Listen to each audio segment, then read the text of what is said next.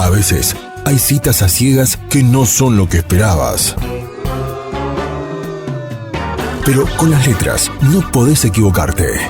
Ahora, Cita de Letras. Encontrate con las palabras justas en Citas de Radio. Bueno, ya estamos en la cita de letras de la semana conversando con el señor Ignacio Iruley. ¿Cómo estás, Ignacio? ¿Qué tal, chicas? Buenas tardes, ¿cómo va? Bien, muy bien, gracias. Bueno, interesante el tema hoy, las distopías. Sí, distopías. Justo a la luz de los recientes acontecimientos electorales en Estados Unidos, ¿no? También, sí. Con la victoria de Donald Trump, que, bueno, no sabemos exactamente cómo se va a desenvolver en su gobierno, pero digamos que de acuerdo a sus propuestas justamente de campaña, uno podría pensar que el futuro, probablemente no sea así, ¿no? Pero el futuro de los Estados Unidos va a ser un poco distópico en los próximos años.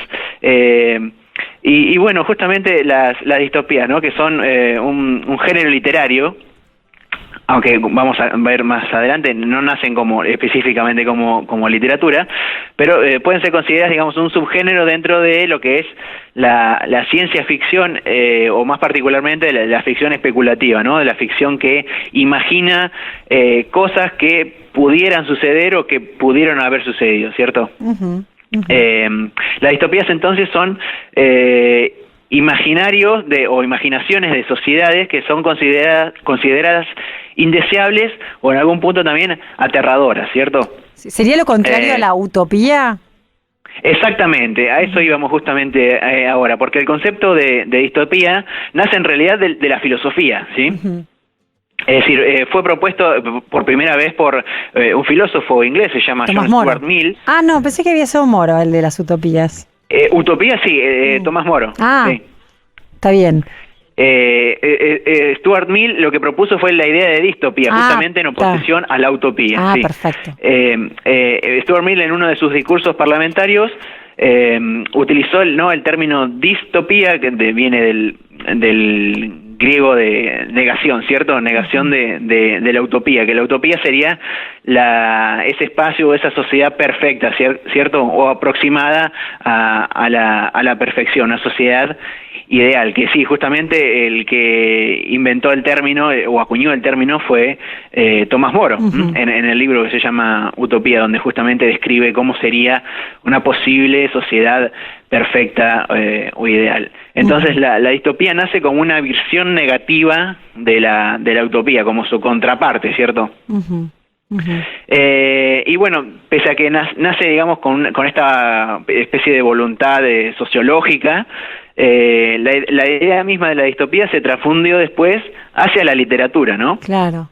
Que la aprovechó como motivo de exploración de muchas cuestiones, de cuestiones sociales principalmente. Y si bien distopías literarias hay varias, no solo literarias, también se da mucho en el cine, por ejemplo. En el cine de ciencia ficción es especialmente fecundo en... Mad Max podría ser una de ellas, por ejemplo. ¿Cuál? Mad Max.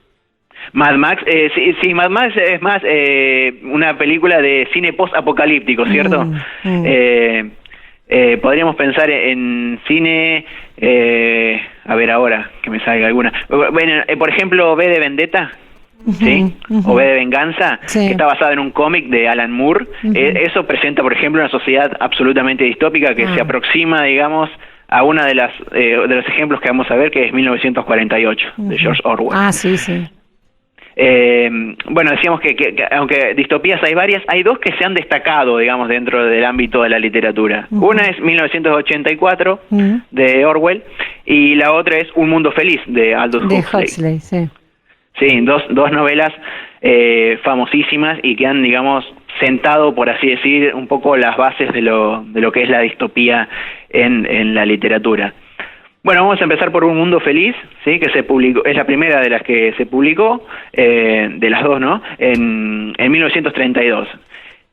Bueno, escrita por Aldous Huxley, un escritor inglés, que narra el conflicto, ¿no? de los protagonistas especialmente uno de los protagonistas, al tratar de vivir o de acostumbrarse a vivir en una sociedad que le es absolutamente ajena, ¿cierto? Uh-huh.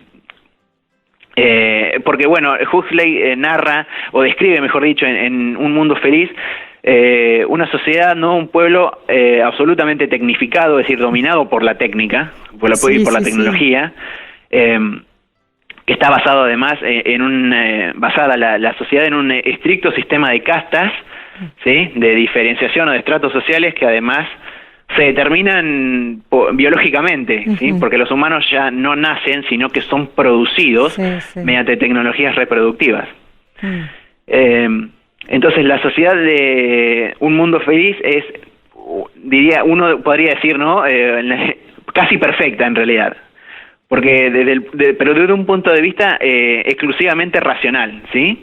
Porque gracias al control que se ha ejercido sobre la sociedad, es decir, que el control que una élite, ¿sí?, unos pocos ejercen sobre el resto de la población, se alcanzó un estado de bienestar en el que no hay violencia, no hay pobreza, las personas son felices de forma permanente, ¿sí? Uh-huh. Felices de forma permanente, además, gracias a la administración regular de una droga. De la Soma, ¿no? Se llamaba Soma la droga. Soma, exactamente, sí, la droga que los mantiene felices. Uh-huh. Cualquier parecido con la actualidad, digamos, con el uso de psicofármacos, es pura coincidencia, o no tanto en realidad. Sí, digamos, es una forma de mantener la felicidad de los sujetos, sí, y mantenerlos distraídos, ¿no?, y en sus lugares continuamente. Bueno, y hay tecnologías, por supuesto, que facilitan la vida. La educación se da por un mecanismo que se llama hipnopedia, que se les dicta en el sueño una serie de contenidos que tienen que aprender, y bueno, las personas aprenden de esa manera. Uh-huh. Pero claro, ese estado de bienestar se alcanza en realidad gracias a la eliminación de muchas otras cosas, ¿sí?, que conforman la civilización tal como la conocemos. Por ejemplo, la familia, la diversidad cultural, el arte, la literatura, la filosofía, que son cosas que están prohibidas dentro de la sociedad de Un Mundo Feliz. Uh-huh. La literatura, por ejemplo, no existe. Los libros han desaparecido y solo los conservan quienes mantienen el poder, ¿cierto? Sí. Entonces, claro, uno dice, sí, es un mundo feliz en realidad porque las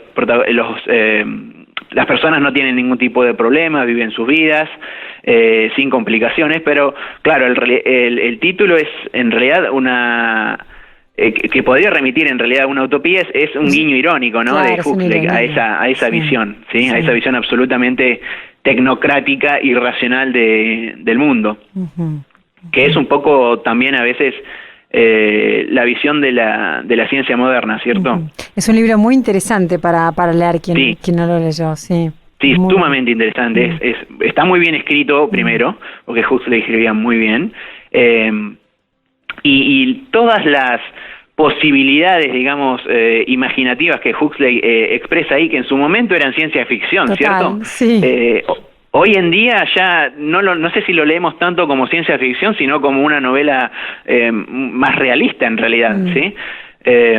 Por ejemplo, todo lo que tiene que ver con lo que habíamos dicho de la determinación biológica o biotecnológica uh-huh, de la vida, que son cosas que hoy en día la ciencia se está proponiendo en realidad, ¿no? De diseñar humanos mediante ingeniería genética. Uh-huh. Uh-huh. Y de diseñarlos tal cual quiere uno, ¿no? ¿Cierto? Con cierta capacidad intelectual, ciertos rasgos físicos, ciertas cualidades, digamos, fenotípicas que se pretenden o se perciben como deseables, ¿no? Uh-huh. Sí, y todo eso, hay un montón de cosas en realidad que la novela anticipa y proyecta, y que hoy en día las vemos y quizás no nos sorprenden tanto como antes, porque en realidad es el presente en el que vivimos tiene mucho de eso, de lo que habló Huxley. Bueno, y el otro ejemplo que tenemos es 1984, otra novela conocidísima de George Orwell, que se publicó en 1949. Acá hay un juego de fechas, vamos a explicarlo Claro. un poco. Se publicó en 1949 la novela, Sí. y fue escrita entre 1947 y 1948, Claro. es decir, terminada en el 48, y George Orwell le puso el título invirtiendo los dos últimas cifras de 1948, en realidad, Claro. ¿no? 1980, pasa a ser 1984, es como una proyección hacia el futuro del presente, ¿cierto? Sí. En el que estaba escribiendo Orwell, mediante esa inversión, que ese juego de números que es muy interesante. Bueno, y acá tenemos también obviamente es una distopía acerca del control absoluto, ¿no?, que un Estado totalitario ejerce sobre los ciudadanos. Sí. No vamos a contar demasiado de la trama, pero bueno, trata temas como la vigilancia permanente y masiva, la represión política y social, la manipulación intencionada de la información, ¿no? Que, bueno, son temas absolutamente actuales también, ¿sí? Sí, totalmente. Y hay un concepto que aparece, un concepto no, una idea que hay es el del Gran Hermano, ¿sí? La idea del Gran Hermano nace de la obra de George Orwell, Como el ¿cierto? panóptico, ¿no? Como Claro, la idea de la vigilancia constante, permanente, ¿no? sí. De que de manera continua se está percibiendo en algún lado qué es lo que hacemos, ¿cierto? Sí. Que bueno, hoy en día Una especie de un Truman tema. Show de alguna manera también, ¿no? Como ¿Cómo? Una especie de Truman Show de alguna manera. Claro, exacto. Bueno, bueno, sí, y más llevado todavía más radicalmente, quizás el mismo programa, El Gran Hermano, que se convirtió en un reality show, digamos, a modo de entretenimiento. Pero bueno, no sabemos qué pensaría George Orwell de esto, ¿cierto? Pero sí, ¿no? La idea de que estamos continuamente siendo vigilados y todas nuestras acciones se filman, ¿cierto?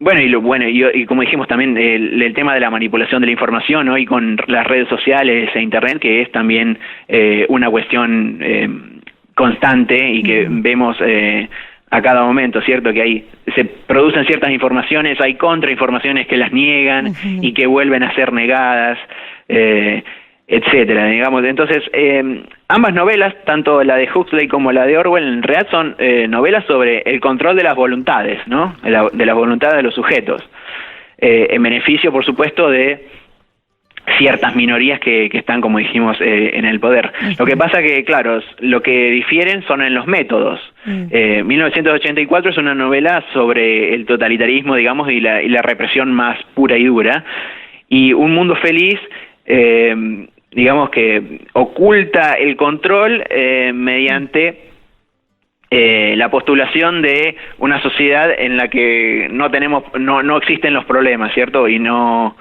hay ningún tipo de complicación para quienes viven en eso, digamos, es una sociedad absolutamente hedonista, entregada al ocio, pero que al mismo tiempo, sin que se dé cuenta, están siendo controlados y han sido controlados durante toda su vida. Así que bueno, dos novelas que son de muy recomendable lectura, además son muy entretenidas. Una invitación a pensar, básicamente, ¿no? Porque en el fondo lo que estas dos novelas van es haciendo como una crítica contra la prohibición del pensamiento crítico, ¿no? Entonces, en el fondo son novelas que invitan a pensar. Exacto, sí, y son obras que justamente en las que los personajes mismos, que son producto, digamos, de los regímenes que los generan, se van dando cuenta progresivamente de que hay algo que no funciona, ¿cierto? Digamos, de que hay algo que se está escapando y que, digamos, la inteligencia crítica es el mecanismo o el medio justamente para desvelar o descubrir la verdad que se les está ocultando a todos, ¿cierto? Ignacio, muy interesante, muchas gracias, ¿eh? Bueno, nos vemos la semana que viene. Nos encontramos la semana que viene. Saludos. Bueno, ahí escuchabas a Ignacio Irulegui en su cita de letras de la semana con el tema de las distopías.